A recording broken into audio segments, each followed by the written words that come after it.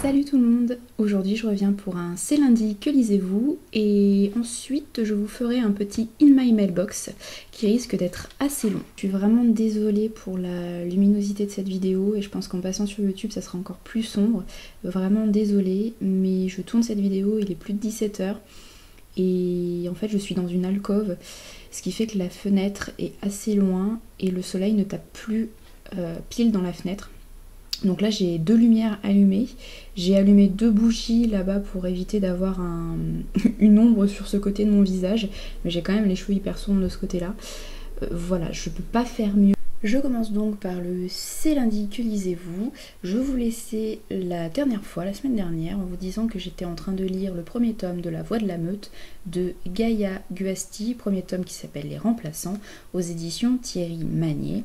Premier tome que j'avais quasiment terminé la dernière fois, dont je vous avais parlé en bien, voire très bien. J'ai vraiment beaucoup aimé ce premier tome. C'est pas un coup de cœur, mais c'est pas loin. C'est vraiment de très très bonne qualité. Pour ceux qui n'ont pas vu la vidéo précédente, et je vous invite à aller la voir d'ailleurs, je ne l'ai pas tournée pour rien.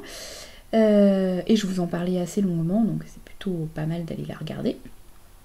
Donc pour ceux qui ne l'ont pas vu, ça parle d'une malédiction de trois adolescents, de trois meilleurs amis, deux garçons et une fille qui se font mordre par des loups-garous qui reçoivent donc la malédiction de la transformation et qui doivent vivre avec. Voilà, donc il y a toute une histoire autour de l'histoire de cette malédiction, pourquoi elle existe, d'où elle vient.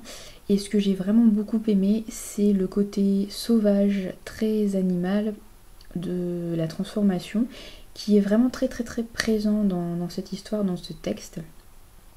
Généralement, on passe assez vite sur la transformation et ce que peut ressentir le personnage qui se transforme en loup-garou ou en garou d'une autre espèce. Là, c'est assez détaillé, c'est vraiment bien écrit. Voilà, je vous le conseille, c'est destiné à la jeunesse, mais franchement c'est pas mal pour les adultes aussi. J'ai ensuite lu donc des bandes dessinées que je ne vous présenterai pas ici, j'en parlerai plus en détail dans un prochain numéro écrit du coin des BD, et je vous en présente deux tout à l'heure dans le In My Mailbox, je vous en parle un tout petit peu tout à l'heure, mais voilà, pour le moment je vous en dis pas plus. J'ai ensuite lu le deuxième tome du Club des Tongs de Hélène Richardson. Je ne peux pas vous le montrer puisqu'il s'agissait d'épreuves non corrigées que j'ai envoyées à une future lectrice qui souhaitait les lire. Donc j'avais bien aimé le premier tome, c'était vraiment très jeunesse, pour préadolescents. Ça se lisait, une aventure toute mignonne. Ça manquait un peu de profondeur, mais bon, comme c'est vraiment très jeunesse, on peut pas trop en attendre non plus de ce côté-là. Là, la deuxième aventure, je l'ai préférée, je pense. En fait, pour vous donner les grandes lignes, les trois copines, les trois ados, partent faire de la voile en mer, il fait beau, elles veulent aller prendre en photo les baleines qui viennent près de l'île. Et en fait, malheureusement, le temps se couvre d'un coup, il y a un gros orage, une grosse tempête, et elles s'échouent sur une des îles. Des petites îles, voilà, et elles doivent survivre un peu à la Koh-Lanta. Bon, je vous rassure, c'est pas aussi horrible que Koh-Lanta, mais elles doivent trouver un abri, trouver un moyen de manger, trouver un moyen de signaler leur présence à d'hypothétiques bateaux, hélicoptères, tout ça. Voilà, donc c'est plutôt pas mal. À côté de ça, il y a une autre petite mini-intrigue. Elle découvre une épave et elle découvre un trésor dans l'épave, mais je vous en dis pas plus, c'est un petit peu l'intérêt du livre. Voilà, donc ça se lit toujours très bien, en 1 heure c'est bouclé, ça fait une centaine de pages. C'est vraiment, je pense, idéal pour les très jeunes lecteurs qui ont besoin d'un truc léger et qui ont besoin d'un truc léger sur le transat. Vraiment, c'est une lecture d'été pour les très jeunes. C'est pas excellent, mais c'est pas mauvais non plus. En ce moment, je lis le deuxième tome de Maeve Regan de Marika Gellman, deuxième tome qui s'appelle Dent pour dent. Si j'ai choisi cette lecture alors que j'en avais prévu d'autres précédemment, c'est parce que le 20 et 21 septembre, dans le 3e arrondissement de Lyon, près de l'arrêt Dauphiné-la-Cassagne, le tramway T3, pour ceux qui connaissent, il y a le salon du vampire qui prend ses quartiers, donc 20 et 21 septembre, samedi et dimanche, très bientôt, et je suis bénévole le matin sur les 2 jours, et il y a quelques très bons auteurs qui viennent, dont Marika Gallman. Je me suis dit que ça serait pas mal d'orienter mes futures lectures en fonction des auteurs qui viennent pour le salon. Vous allez le voir, mes futures lectures sont très orientées. Et je me suis donc lancée dans le tome 2 de cette histoire. J'ai lu le premier tome à sa sortie dans son édition précédente, c'est-à-dire aux éditions du Petit Caveau. Donc mon premier tome est dans un format plus grand. Je peux pas vous le sortir, il est trop loin, c'est trop le bazar. Voilà. J'avais été assez mitigée au début de ma lecture du premier tome. J'aimais pas trop Maeve Regan, l'héroïne, que je trouvais trop vulgaire, trop impulsive, elle me plaisait pas du tout. Et dans la deuxième moitié, j'avais trouvé qu'elle évoluait très bien et qu'elle devenait très intéressante. Donc finalement, j'avais fermé ce premier tome sur une note plutôt positive, voire très positive.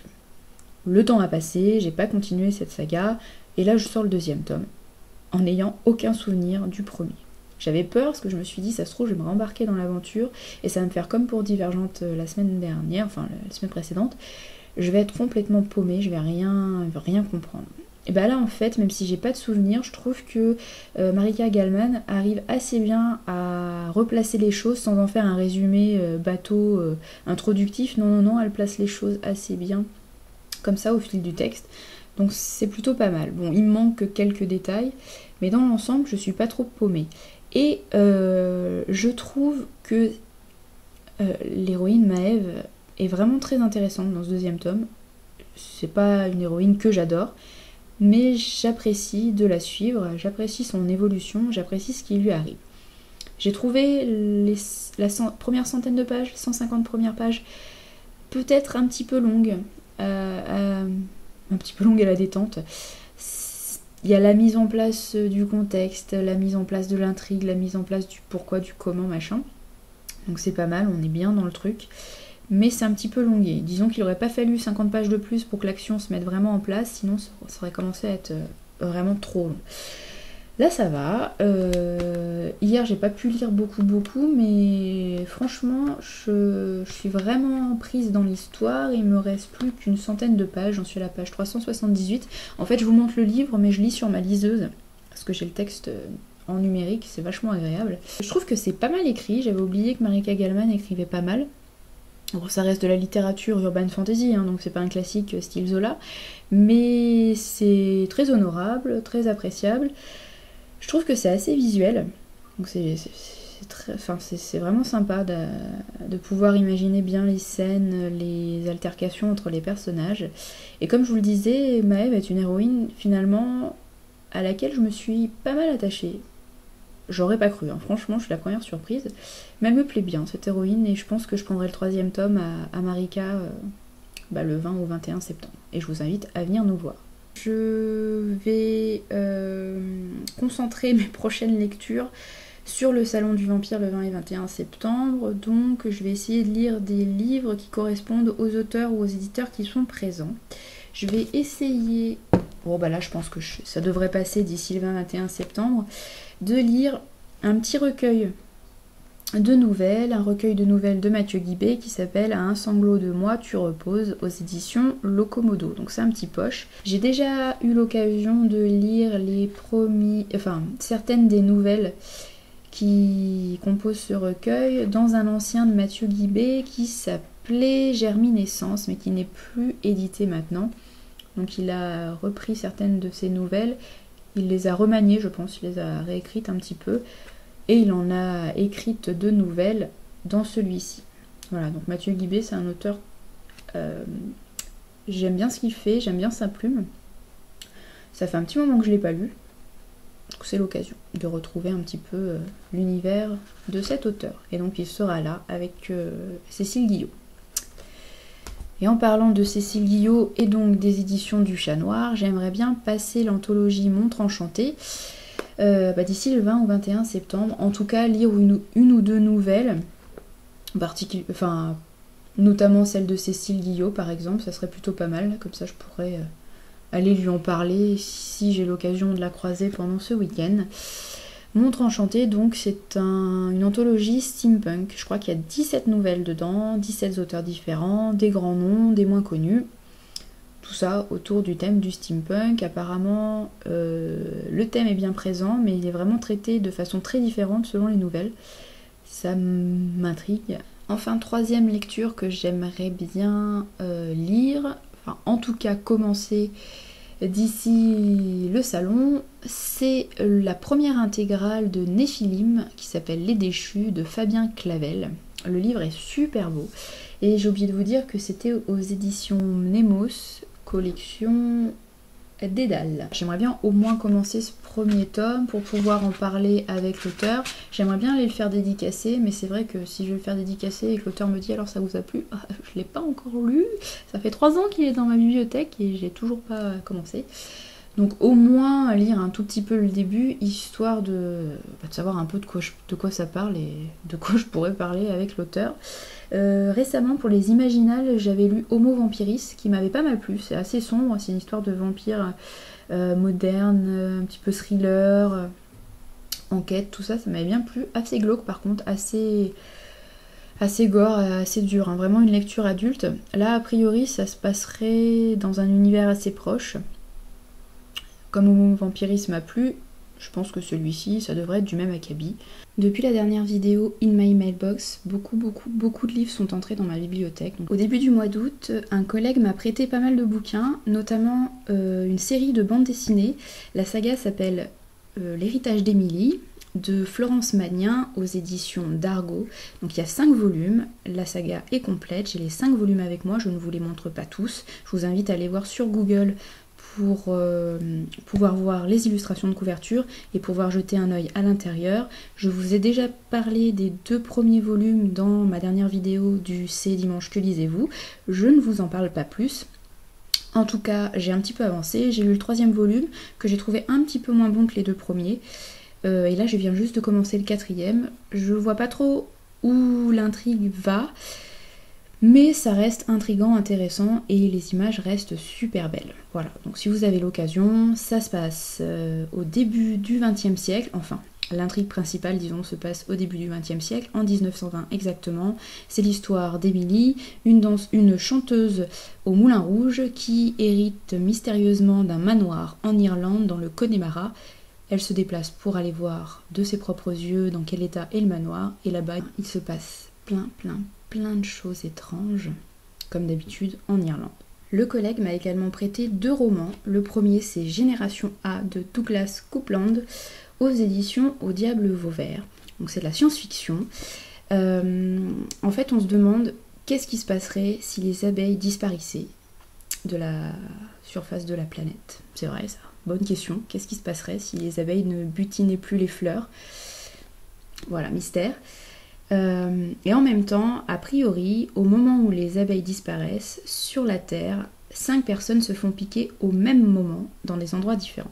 Voilà, et apparemment ces 5 personnes sont liées, on ne sait pas pourquoi elles se font piquer. Et le deuxième livre que mon collègue m'a prêté, c'est Morwena, ou Morwena, je ne sais pas comment on dit, de Jo Walton, aux éditions de Noël, collection Lune d'encre. Donc ce livre est pas mal passé ces derniers temps sur des blogs que je suis, notamment les blogs de Acrolivrement et de l'Elfe, qui sont des blogueuses en lesquelles j'ai toute confiance, et qui ont beaucoup aimé ce livre-là. Alors je me dis, je vais le lire, et s'il me plaît, à mon avis, ça sera le cas, je l'achèterai dans ma bibliothèque, pour le mettre dans ma bibliothèque, parce que j'ai vraiment envie de l'avoir. L'auteur est galloise, et en fait c'est l'histoire d'une adolescente qui voit des fées. Donc ça a un petit peu une ressemblance avec ce qui peut se passer dans des romans qui se situent en Irlande. Là ça se passe au Pays de Galles. Mais c'est un petit peu les mêmes ambiances, des ambiances que j'aime beaucoup. Des ambiances, on sait pas trop ce qui se passe, on a le doute. Des vraies ambiances fantastiques. Il y a une dizaine de jours, j'ai fait un tour au Bric-à-Brac de Vèze. C'est une édition en VO de Emma, de Jane Austen. Une très jolie édition que je ne connaissais pas, qui est introduite par Andrew Davis. qui est un des réalisateurs de certaines adaptations des romans de Jane Austen. Donc c'est plutôt pas mal. Ensuite, en passant du côté du rayon poche, notamment du rayon 10-18, j'ai trouvé Un jour de Tavin Nichols. Donc c'est une romance contemporaine qui a pas mal fait parler d'elle quand elle est sortie il y a quelques années maintenant. J'avais jamais eu l'occasion de la trouver. Voilà qui est chose faite.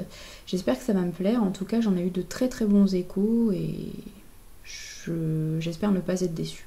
Toujours dans le rayon 10-18, j'ai trouvé Un cri étranglé de Anne Perry.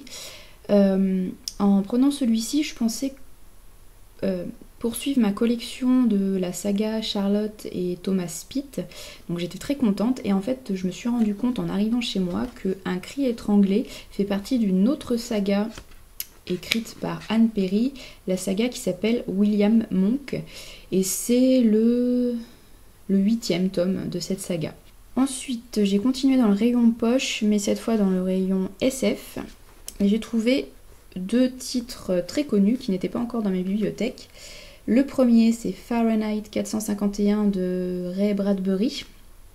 Donc je n'avais pas dans ma bibliothèque. J'ai les Chroniques martiennes de Bradbury, mais que je n'ai pas encore lu. Voilà, il me manquait celui-ci. C'était l'occasion, je le trouvais pas trop cher pour le mettre dans ma bibliothèque et je le lirai très vite, j'espère. Je dis ça pour tous les bouquins, mais celui-là, j'ai bien envie de le lire, surtout que ma collègue m'a dit qu'il était vraiment pas mal. Elle l'a découvert il y a pas longtemps. Elle m'a dit qu'il valait le coup. Donc j'ai bien envie de me laisser tenter. En plus, ça fait longtemps que j'ai pas lu de la SF classique. Ça sera l'occasion.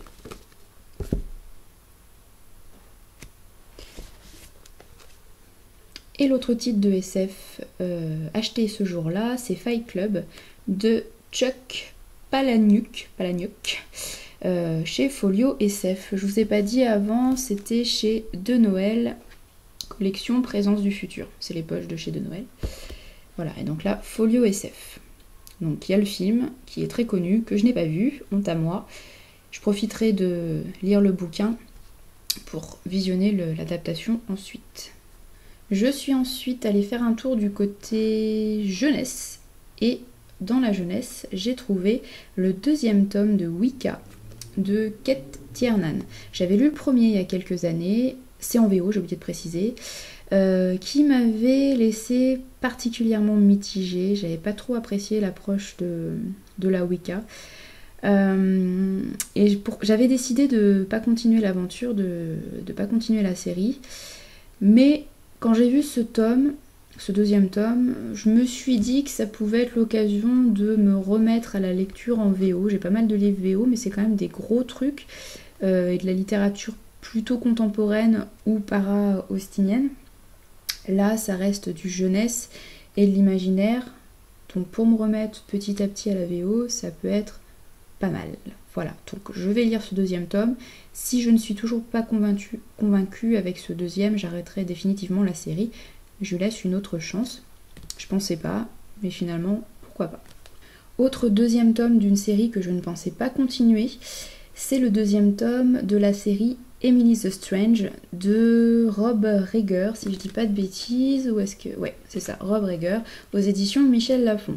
J'avais lu le 1er tome à sa sortie il y a quelques années, ça m'avait plu, et puis finalement j'ai décidé de le troquer il y a quelques semaines, il n'y a pas très très longtemps, en me disant que je lirais jamais la suite parce que je la trouverais jamais, et puis qu'au final c'était plus vraiment le genre de livre qui m'intéressait. Et voilà, suffit que je me dise ça pour trouver le 2e tome à bas prix, en bon état, très bon état même, dans une bouquinerie. Donc pareil, je tente la lecture du 2e tome.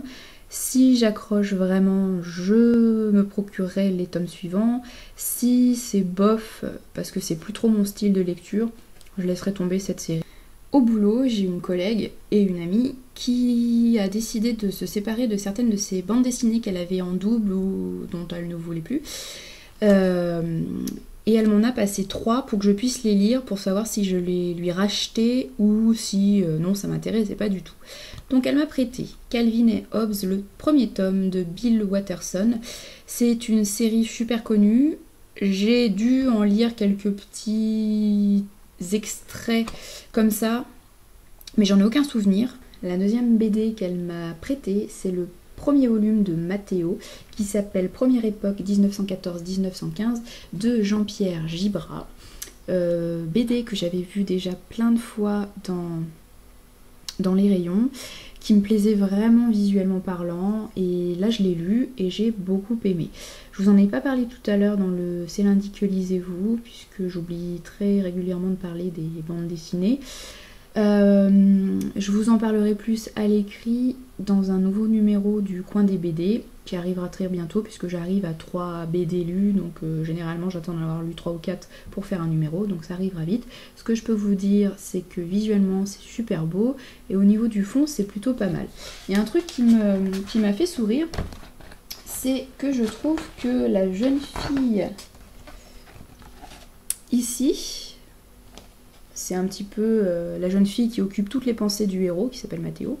Cette jeune fille-là, qui s'appelle Juliette, je trouve qu'elle ressemble très étrangement à l'actrice qui s'appelle Evangeline Lilly. Je trouve qu'elle a la même forme de visage, qui jouait Kate dans la série Lost et qui joue Toriel dans le deuxième opus du Hobbit, et peut-être dans le troisième, je sais pas si elle apparaîtra dans le troisième.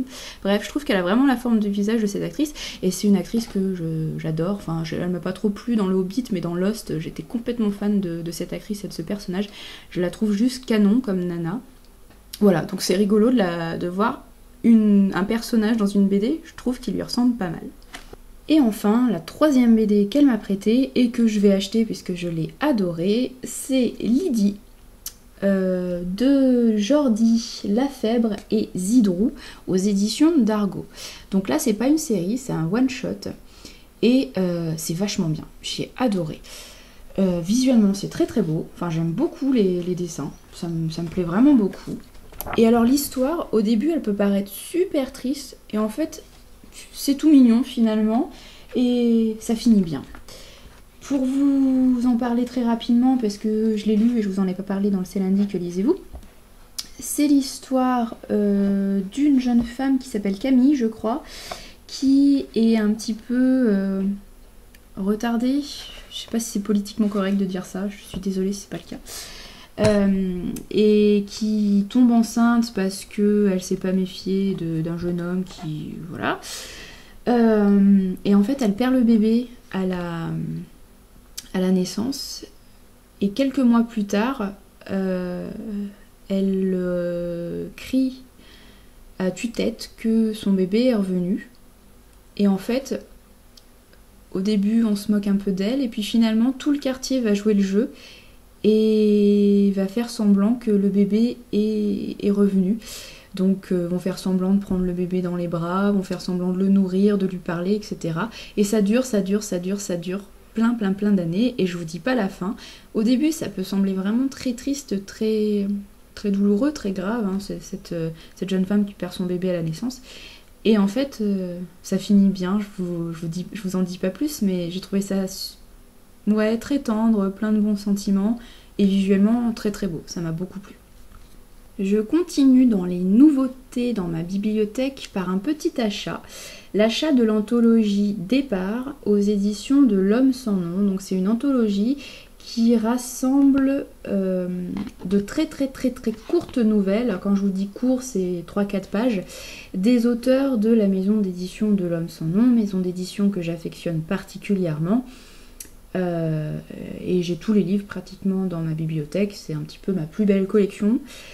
Donc j'avais envie d'avoir cette anthologie dans ma bibliothèque, surtout qu'en l'achetant vous faites une bonne action, puisque l'argent, 3 € plus les frais de port, sont reversés à une association. Je ne me souviens plus le nom, mais je vous mettrai le lien en description de la vidéo, comme ça vous pourrez cliquer et en savoir plus. Voilà, donc c'est vraiment très court, mais c'est un petit recueil souple qui a parfaitement sa place dans ma bibliothèque. Voilà. Autres achats, mon achat obligatoire du trimestre chez France Loisirs. J'ai pris les tomes 2 et 3 de Chi, une vie de chat de Konami Kanata, aux éditions France Loisirs, évidemment. Pourquoi j'ai pris les deux et pourquoi j'en ai pas pris qu'un? Parce qu'habituellement je ne prends qu'un livre. c'est parce que là, pour l'achat de 2 livres, j'avais 7 € de réduction. Donc autant dire que j'ai pratiquement eu un manga gratos. Donc j'allais pas passer à côté. J'en ai pris 2, j'ai toujours pas lu le premier, mais d'un côté, c'est pas plus mal que j'ai plusieurs tomes d'avance.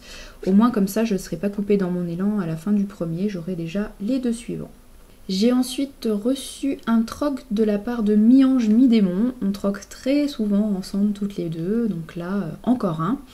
C'est le premier tome d'une nouvelle série. La série, c'est une aventure de Danny Valentine. Ce premier tome s'appelle Le baiser du démon. L'auteur, c'est Lilith Sainte-Croix.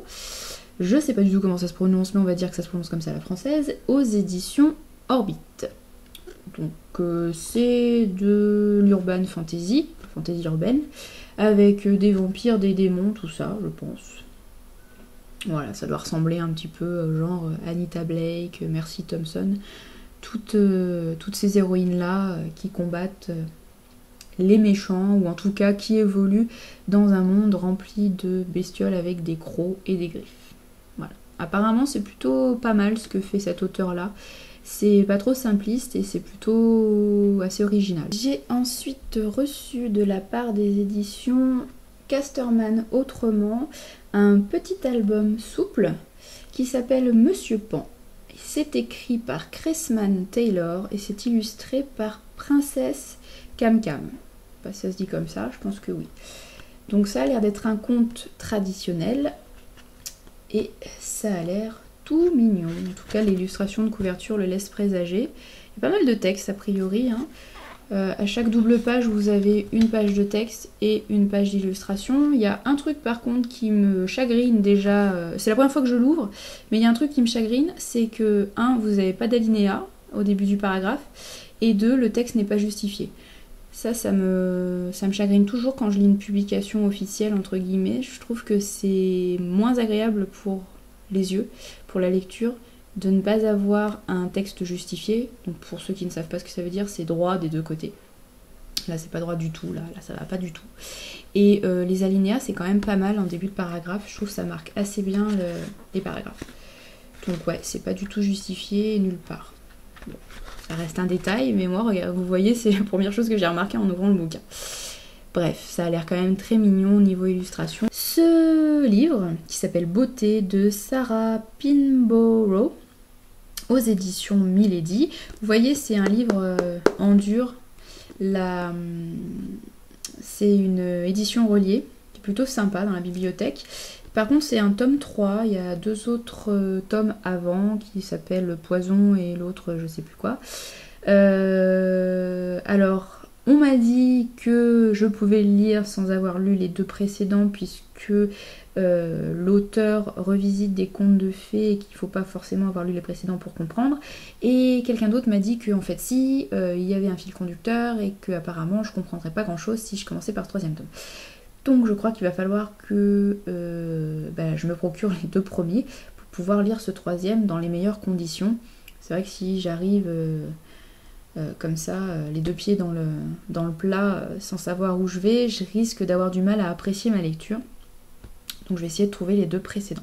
Et la semaine dernière, très agréable surprise, j'avais 2 papiers du facteur qui me disaient que j'avais 2 colis qui m'attendaient à la poste. Je ne pouvais pas mettre dans ma boîte aux lettres parce que ma boîte aux lettres est minuscule, il y a juste une facture qui rentre. Et ça 2 jours de suite. Donc j'y suis allée le premier soir, j'ai trouvé un paquet énorme, enfin le facteur m'a donné un paquet énorme, d'ailleurs j'ai dû faire une tête bizarre, c'est vraiment, je ne savais pas ce que c'était. En fait ce sont les éditions Thierry Magnier qui m'ont envoyé une première partie des titres de leur rentrée littéraire, donc super surprise, merci. Et le lendemain, autre papier du facteur dans ma boîte aux lettres, je retourne à la poste, et hop, 2e enveloppe des éditions Thierry Magnier qui m'ont envoyé une autre partie de leurs titres pour la rentrée littéraire. Vraiment, merci, j'ai été pourri gâtée et c'était une belle surprise pour le coup. Donc, ils m'ont envoyé des romans, un roman adulte, des romans adolescents, des romans pour la jeunesse, et des albums pour les enfants. Voilà, donc j'ai été pourri gâtée et je vous montre ça tout de suite. Je commence par les 2 romans pour la jeunesse, 2 très courts titres. Alors, le premier s'appelle La forêt des totems, c'est écrit par Muriel Zurker, je pense que ça se dit comme ça. Alors a priori ça se passe en Amazonie, voilà, dans la forêt amazonienne.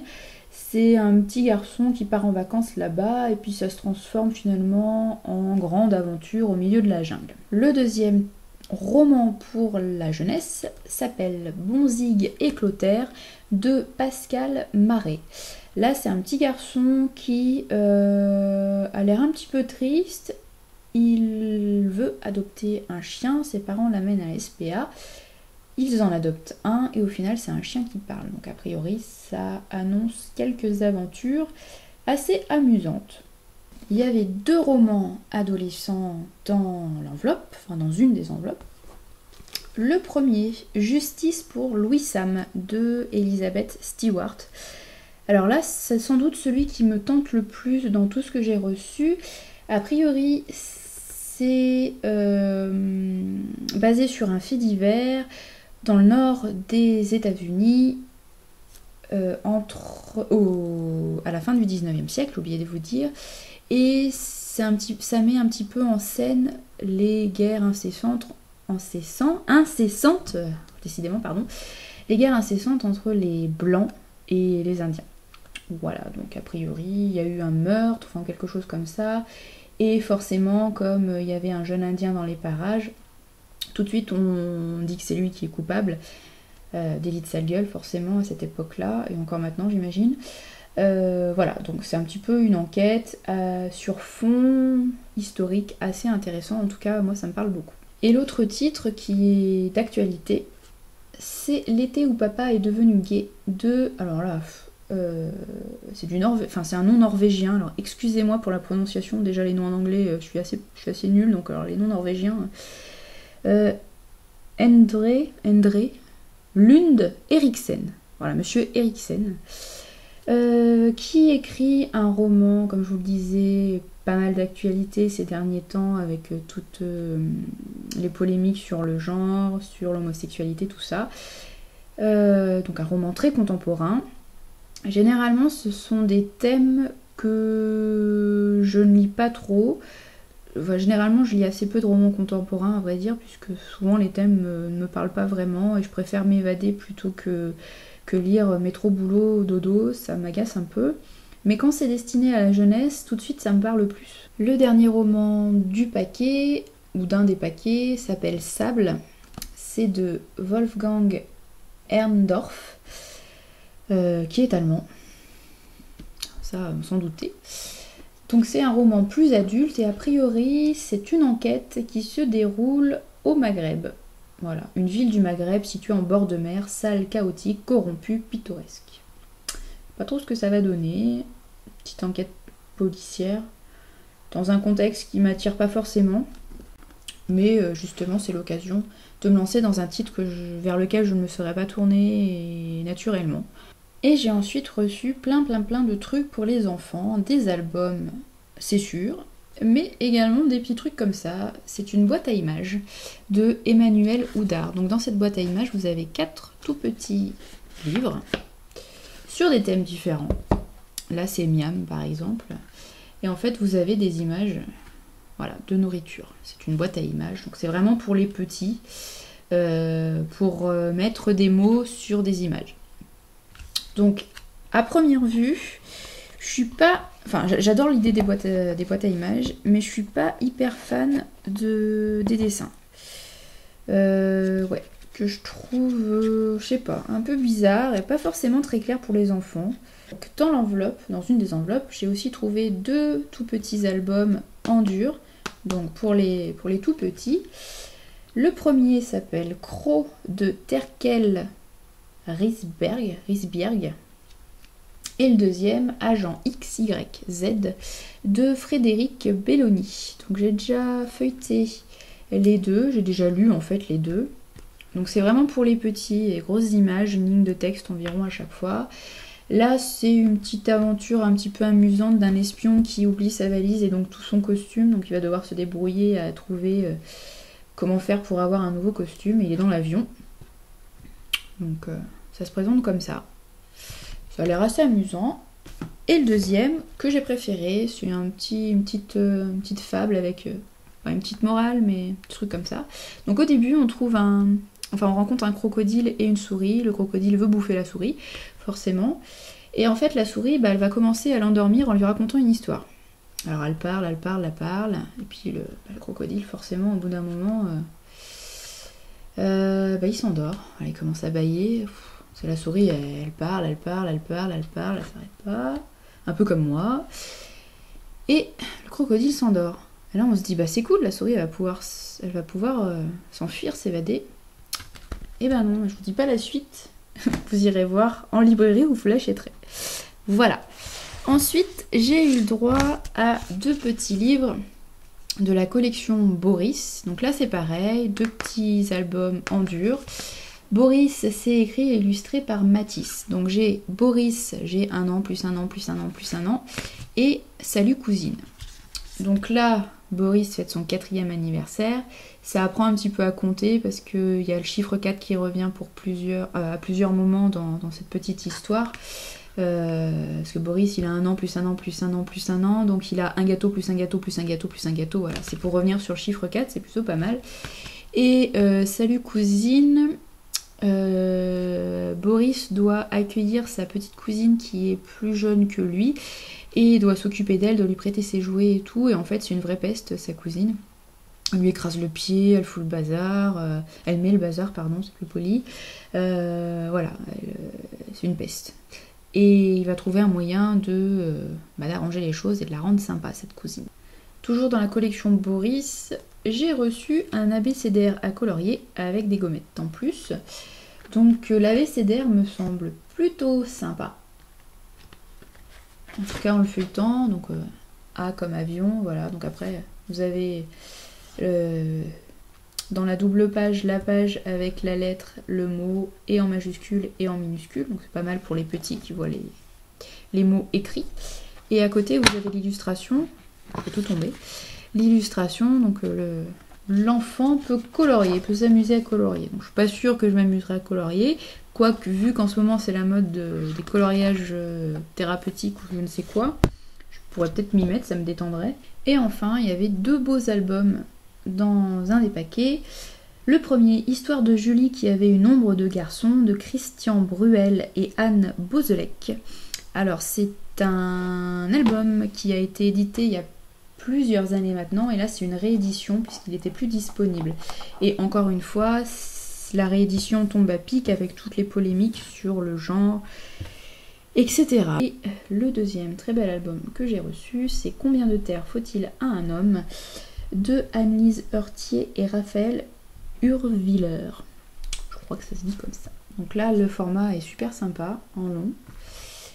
Je l'ai feuilleté un tout petit peu et j'aime beaucoup les illustrations. Apparemment, c'est une fable, un conte avec une morale. Un paysan qui n'est pas très riche, il arrive à avoir des terres et finalement il se satisfait jamais de ce qu'il a, il veut toujours plus. Donc qu'est-ce qui va lui arriver, quelle est la morale de l'histoire, machin.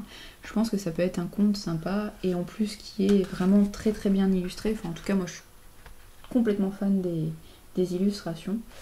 J'ai hâte de lire ça et de vous en parler. Voilà pour les dernières acquisitions de ces dernières semaines. Et je suis rentrée tout à l'heure et dans ma boîte aux lettres, j'avais un autre papier du facteur. Je crois qu'ils vont connaître mon nom à la poste maintenant, ils vont devoir arriver et ils n'auront même plus besoin de me demander ma carte d'identité. Ils iront directement me chercher le paquet. Donc je vais chercher ça demain en rentrant du boulot et je vous montrerai ça dimanche dans l'article du bilan de la semaine, comme tous les dimanches. N'hésitez pas à aller y faire un tour. Voilà. Je vous souhaite une très bonne semaine, je vous dis à très bientôt et j'espère que cette vidéo vous aura plu.